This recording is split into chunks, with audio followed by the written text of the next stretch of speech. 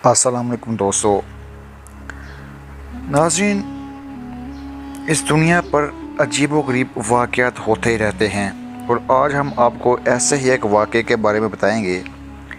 नाज़रीन, आज हम आपको एक ऐसे लड़के के बारे में बताएंगे जिसने एलियन होने का दावा किया।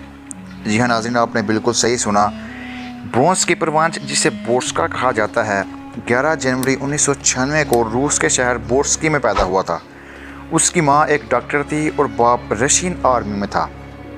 उनके मुताबिक उनके बेटे ने पैदा होते ही कुछ अजीबोगरीब हरकतें करना शुरू कर दी।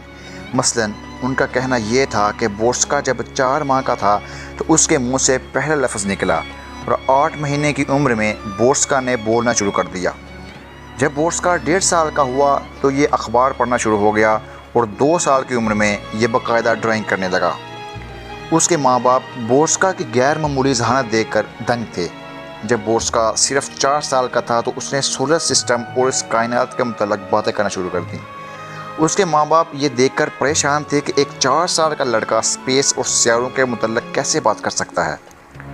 और फिर पूरी दुनिया को हैरत का झटका तब लगा जब बोर्स्का ने 11 साल की उम्र में ये दावा किया कि वो इस दुनिया से नहीं है बल्कि उसका तल्लुक़ मरीख़ से है और ये एक एलियन है।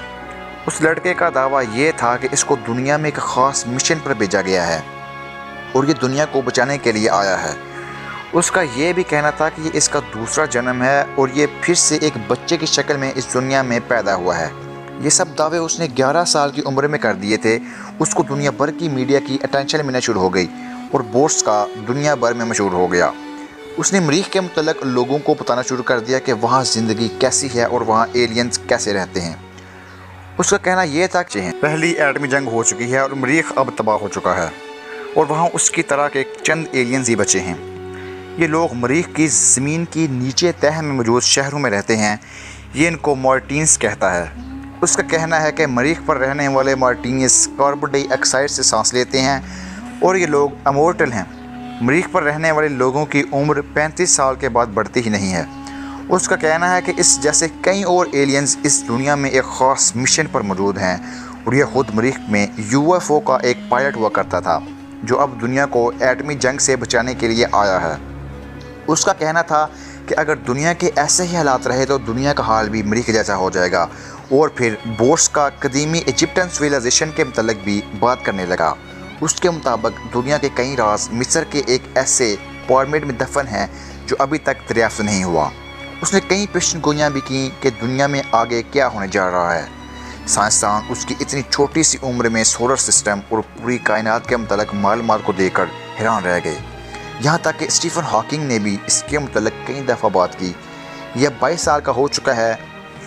और नाज़रीन, बोर्स्का ने क़यास किया कि दौरे माजी में बड़े पैमाने पर एटमी तबाही का सामना करने के बावजूद मरीख़ के पास अजनबी तहज़ीब है। उसका इसरार ये है कि ज़मीन पर गीज़ा के अजीम अहराम की तरफ इशारा करने के लिए और भी बहुत कुछ दरियाफ़्त किया जा सकता है जिसके बारे में वो कहता है कि यहाँ बड़े राज छुपे हुए हैं। नाज़रीन, अब इसमें कितना झूठ है और कितना सच ये तो हमारा अल्लाह ही जानता है। तो अगर आपको वीडियो पसंद आई है तो वीडियो को लाइक कीजिए और चैनल को भी सब्सक्राइब कीजिए।